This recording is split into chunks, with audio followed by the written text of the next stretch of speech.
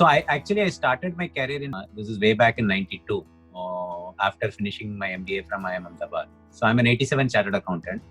So I started actually in internal audit, and after 1 year of internal audit, I moved to treasury ops. So that was a completely different experience. Managing treasury in a cash crunch situation is different than managing treasury in a cash rich situation. You need to be on the toes all the time. Even when you are having a surplus, you need to be very tight on cash flow management. Okay. First of all, I'm thankful to you on behalf of ASPAR Advisors for sparing your valuable time and inspiring today's professional by sharing your illustrious professional journey from PNG to CFO of Tata Play. Okay. Thank you very much. So I have, as I mentioned, I have done my CA in 1987 and I finished my MBA in 1992. I joined Procter & Gamble in 1992. So if you are looking at now, we are in November 2022, almost 30 years of experience. So it's been a kind of a roller coaster ride for me. And I worked in Procter & Gamble, then I worked in Reynolds Ballpen, then I worked in BPL Mobile, which subsequently got taken over by HSNSR, which subsequently got bought over by Vodafone. Then I spent the last 3 years before joining Tata Play in the UK. I was fortunate to be called to work as part of the group corporate resource. Spent about 3 years with family there.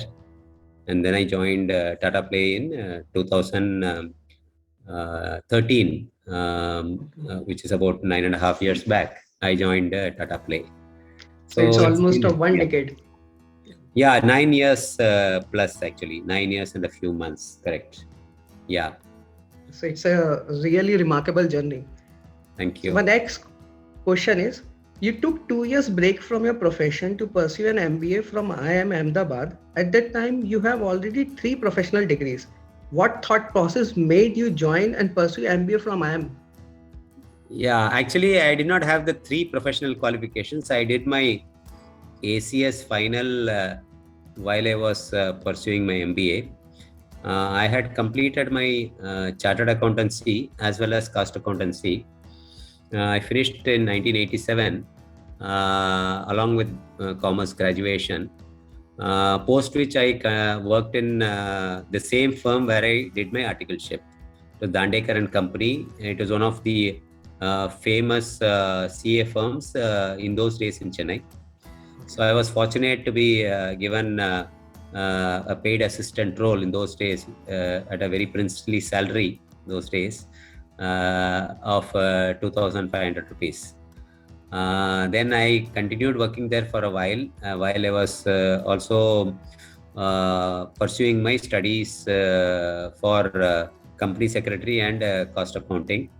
I think I then decided somewhere around 1990, I decided to pursue an MBA course because I felt that I had age on my side and I could pursue some studies further, and my parents were fully supportive. So I must thank them for supporting me to study as much as I could need to or want to. So that was a big boost for me to further my studies, and I wrote CAT, and I was lucky to get into Ahmedabad, and it was a great journey from then on. Thank you. It's really good that you have all the 4 professional degree, and that's too high. My next question is, what you like to share your key learnings during your illustrious professional career? Also, how CA qualification helped you in this journey? Yeah, CA qualification I think is fundamental to any accounting professional, anybody in finance. I think the basics of accounting, the basics of audit, and the basics of tax, and the basics of everything, I would say, which is relating to the finance side. My personal belief is that a chartered accountancy is the foundation for entry into a finance function, and then you can grow further and faster there. So if you are a qualified person, you get to know the nuances, and you keep on learning, keep on being in touch with the studies as well. What are the changes which are happening? So CA, of course, it does help me a lot in terms of discussing certain accounting policies or discussing with the auditors as to what the positions to be taken. And for example, even sometimes arguing for a certain position and interpreting the laws and everything. I think CA does help in doing all these things. Plus, obviously, internal controls are critical for any organization, and the internal audit function is also very critical. So all these things, for all these things, there is a foundation which is CA, which I think is very invaluable, is my personal belief. Thank you. Good. So my next question is, Tata Group is the most premium group in India and overseas. Can you please share the secret how you maintain and retain those values across the organizations? What qualities do you look for in a candidate for selection? Yeah, this is a very important question for me as well, because when I was getting recruited, in fact, the director who was the chairman of the board asked me as to why do you want to join at that time Tata Sky. So I had responded saying that I really admire the ethos and values of the Tata Group. And actually, I am not joining a company per se, I am joining the group of Tatas. And particularly the kind of values and the ethics which are prevalent is quite good, I would say.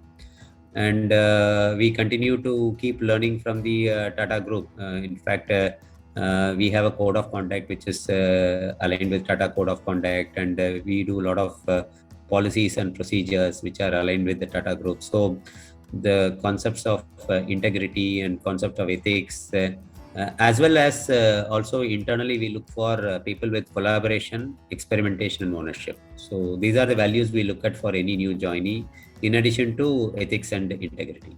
Thank you.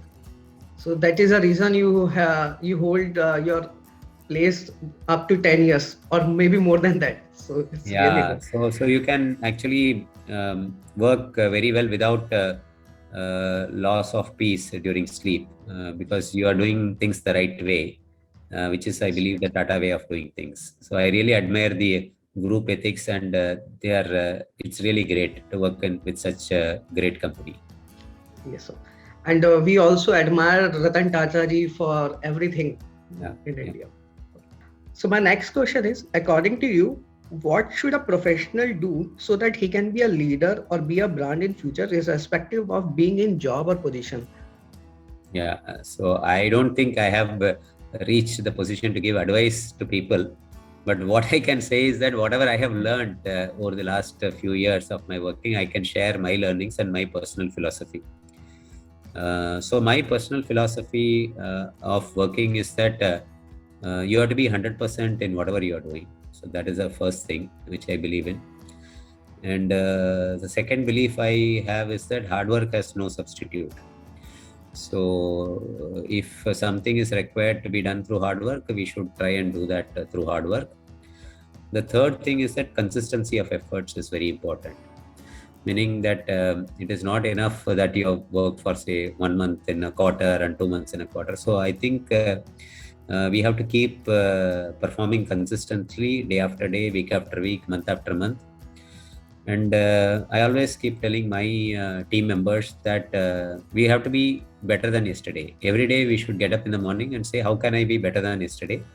So if you think that way, even a very small iota of a difference, if you make iota of a difference every single day, you say that I am in a small way better than yesterday, then after 1 year, you will see that you have come a long way. So that's what I believe in. Small improvements, but daily improvements is what I would suggest. Thank you. Correct. So I recall one of the quote from Sachin Tendulkar. He say, I never forget to do a revision of my batting daily morning. So that whenever I missed it, I feel that I have done something downwards in my performance. Great. So daily effort is, I think, important. Is required. Yeah, but I may not do that, but I try to do daily. But this is my intention. Sometimes I may do, but most of the times I try to do that daily improvement. Yeah. Correct. So, at last, what advice would you like to give to professional, especially finance professional, and also what are the do's and don'ts they have to keep in mind as a checklist in the initial years at least? Yeah, so this is again a very important question. So when I joined, say in 1992, Procter and Gamble. So at that point in time, I said that with some good qualification, 1 or 2 qualifications, you can go through your entire career till the age of 60. For 35 years, you can work with 1 qualification and you can continue in the same role and you can retire in the same role. I don't think today that is the scenario. It is not possible for anybody to have one single skill set and expect that to take them through for the next 30 to 40 years of working life. First of all, I don't think people who are joining the job today are intending to work for 40 years like I started my job with. People are thinking that, I think the youngsters, for example, my kids are thinking that they may work for 20 years or 15 years or something like that, and they may switch over to a different role. So it is important to realize that whatever we are doing, there must be some additional skill set or an additional or a parallel job which you need to learn about. And the other important thing is that I am a big believer in technological advancement. And there are so many technologies which are happening today, be it an artificial intelligence, under which machine learning, then there is blockchain technology, then there is cloud computing, then there is data analytics, then there is many such latest technologies are there. So I believe that whether he is a finance professional or any other professional, this not only for finance, you need to be in touch and be at least very good at some of these technologies, because this knowledge and this skill set is what I think will help the youngsters to grow, and they need to be multi-skilled. I'm not saying multi-talented. They may not have the talent, but they have to develop the skill. So you need to be multi-skilled, for which you need to be continuously learning. So continuous learning is critical for us to survive in today's world. Very true, sir. And updation is very much required. Every day we have to update with the new systems, technology. Keep learning and keep reading. Keep learning every single day. Yes. Yes, very true. My last question, anything which you want to convey or say, anything which I missed out in any of my part of the questions? Yeah, so if you look at my WhatsApp message or WhatsApp, my profile, it will be saying that be a good human, for example. So that is something which I am trying to be, but it's not always possible. So whatever you do, I think we should try to be a good person. So everything else comes later. So your knowledge, skill set, everything comes later. Try to be a good human for others and try to help others. That's what I will end up with, which we never talked about, but that's something which I believe in. Correct.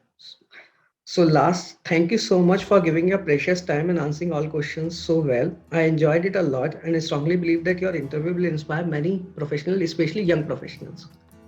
Thank you. Thank you. Thanks. Sir. Thanks. Thank you.